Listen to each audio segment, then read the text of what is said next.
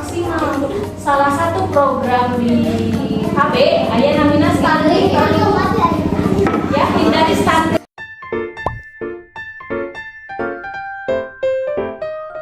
Menjaga kefitrahan anak. Sebenarnya anak-anak teh punya fitrahnya masing-masing. Dari awal anak kita lahir itu punya fitrahnya masing-masing. Mereka suci di awal.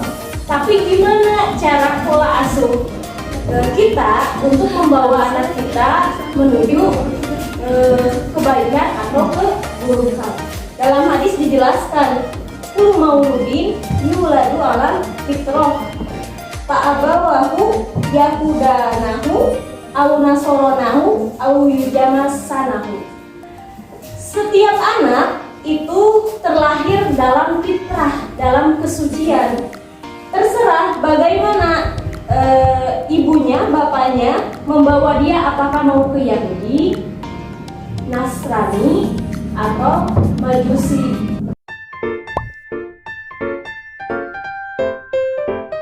Al-Quran juga sudah mengenalkan kepada umat Islam bahwa ada itu parenting.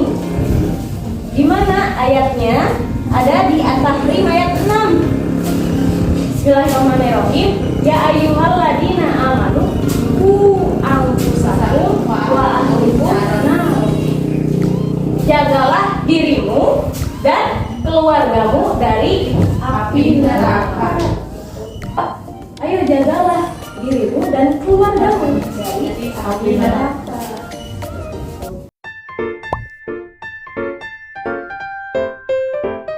8 fungsi keluarga. Ya. Di antaranya adalah 1, pusat keagamaan. Anak-anak tahu agama dari siapa? Dari ayah ibunya. Ada perlindungan. Ya. Anak-anak di dalam keluarga itu membutuhkan perlindungan. Pusat perlindungan adalah di dalam keluarga. Gimana anak-anak bisa merasa aman, bisa merasa dilindungi, bisa merasa nyaman. Itu ada pusatnya, ada di keluarga. Apakah kita telah memberikan perlindungan? Belum tahu ya. Kemudian ekonomi, sudah tentu ya, ekonomi. Pusat modal terbanyak anak adalah di orang tua ya, ekonomi. Kemudian lingkungan. Anak-anak bisa bertumbuh seperti apa yang kita inginkan adalah dari pola lingkungannya. Gimana orang tua memberikan lingkungan kepada anak-anaknya, ya. Mau lingkungan kayak gimana nih? Lingkungan yang baik apakah yang buruk? Lingkungan yang banyak jajan atau sebaliknya? Selanjutnya reproduksi, ya. Keluarga adalah pusat reproduksi, itu sudah jelas ya. Sekarang ke reproduksi.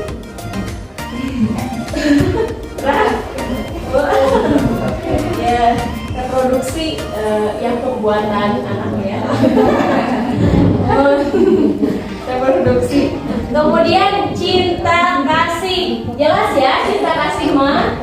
Pusat cinta kasih anak adalah di keluarga ya, dimana adik kakak saling mengasihi, ibu bapak saling mengasihi, anak orang tua saling mengasihi, itu ada di keluarga. Kemudian ada sosial budaya. Nah, gimana nih cara kita untuk memberikan budaya kepada anak kita? Mau budayanya mau dikumahakeun, mau diarabkeun, sundakeun, kumahakeun, itu kembali ke keluarga. Kemudian pembinaan, dibina harus gini, itu dari awalnya dari keluarga. Kemudian pendidikan dari cara contoh rutinitas, cara bangun pagi itu di keluarga.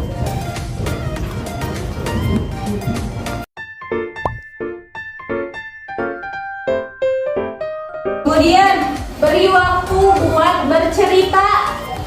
Ya.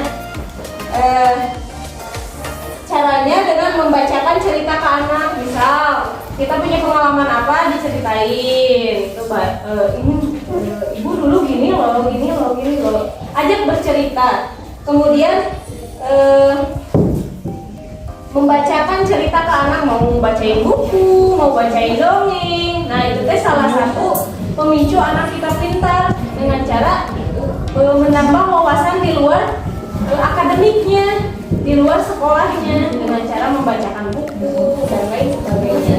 Kemudian jangan cuma kita saja yang bercerita, tapi ajak anak-anak buat bercerita sehingga anak-anak berasumsi bahwa ibunya atau bapaknya adalah temannya, ya, adalah temannya, bukan orang yang ada di rumah terus nuntut dia buat jadi A, buat jadi B, tapi temannya. Jadi anak-anak bisa lebih terbuka untuk bercerita.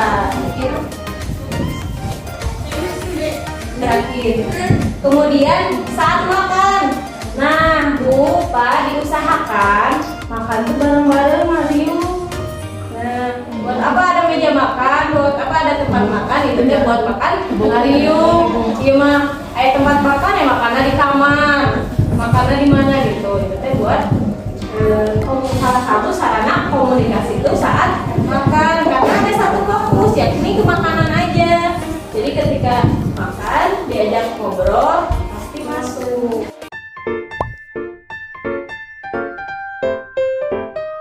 Kemudian Ibu kenalkan aturan kepada anak. Boleh kita teh neng teu kengeng kieu, teu kengeng kieu, teu kengeng kieu, kedah kieu, kedah kieu, kedah kieu. Boleh. Tapi kembali lagi dengan cara yang baik dan kita teh tidak boleh menyalahi aturan yang kita buat. Misal neng teu kengeng calik didinya nya, si ibuna calik. Neng jelas sholat tepat waktunya, si ibuna can sholat. Serius gitu teh. Ya gitu, harus punya prinsip ya Ibu, jangan sampai kita ngomong tapi tidak dilaksanakan sama kita sendiri ya. Gitu. Kemudian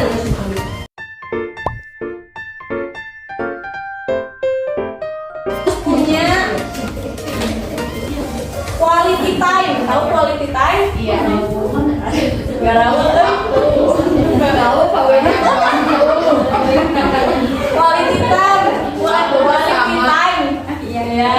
Waktu bersama, waktu kualitas waktu buat anak. Ya sempetin. Misal udah isya kosong nih. Nah sempetin waktu bareng sama anak main atau apa bercerita, salah satunya gitu. Atau tong imah nyeblak biasa lah, iya kabudak teunya Arieu we di warung ngagarosi tong kitu we. Sama sering biasa ibu ngarumti we. Ya, ayo mah ngarumtina sareng anak bercerita ya. Jangan lupakan quality time sama anak, soalnya nih katanya ketika anak udah gede punya dunianya sendiri. Nah, jika kita berteriak menyuruh anak agar tidak berteriak, apa yang sedang kita ajarkan? Misal kita tuh berteriak, terus si anak tuh berteriak, otomatis ya, karena kan figuran ya, kita tuh figuran, uswah, contoh. Anaknya berteriak lagi, kayak bapak, kayak teriak-teriak, tidak sopan, ibu, orang-orang tuanya ini ngajarin berteriak gitu. Jadi kita tuh jangan menyalahkan anak kita berlaku seperti itu. Anak kita itu melihat kita yang kayak gitu. Nah, maka harus berubah dulu diri ya Ibu sebelum ke anak. Selanjutnya, selanjutnya pantaskan diri untuk jadi orang tua dan idola bagi anak sendiri. Tidak akan mengubah suatu kaum kecuali dia yang merubah dirinya sendiri. kita teh kalau mau jadi idola buat anak, misalnya idola teh biasanya suka ada sebutan gini, kalau ibu main lo, kalau bapak main hero katanya teh ya, Superman-nya anak bapak tuh, kalau ibu main lo sumber kasih sayang ya. Jadi selanjutnya ibu, komunikasi kita sama anak penting, tapi lebih penting komunikasi kita sama Khalik, sama Allah yang membuat ya, menciptakan anak. Jadi komunikasi teh sanes hablum minanas oe, hablum minallah. Nah, ajengan anak-anak nanti sarole, anak-anak nanti jadi pimpinan pesantren, anak nanti kieu. Dan doa lagi ibu teu sakinya. Aya ngadoakeun nanti aya 70 kali Fatihah tiap hari. Kadang kita sebagai orang tua sudah merasa puas, padahal sok ngadoakeun anak. Sok merasa puas padahal kalau mau anak kita soleha, doain dengan ilmunya. Terus dalam berkomunikasi dengan anak, jangan menggunakan kata jangan, entong, tekenging. Tidak boleh ibu ya, karena ada satu riset atau penelitian ketika kita mau mengatakan misal, Neng, jangan makan coklat. Kata jangan itu dalam siklus perkembangan otak anak dihapus. Jadi kata jangannya dihapus. Jadi Neng makan coklat. Ya. Nah, anak-anak ketika kita suruh itu tapi suruh jangan makan itu, kalau keterusan makan itu misalnya, itu teh karena kata jangan, kata entong, kata penolakan itu terhapuskan dalam memori otak anak. Pola komunikasinya diperbaiki. Contoh, Neng jangan makan coklat. Neng, makan coklat itu tidak baik loh, gitu. Ya diperbaiki komunikasinya. Hindari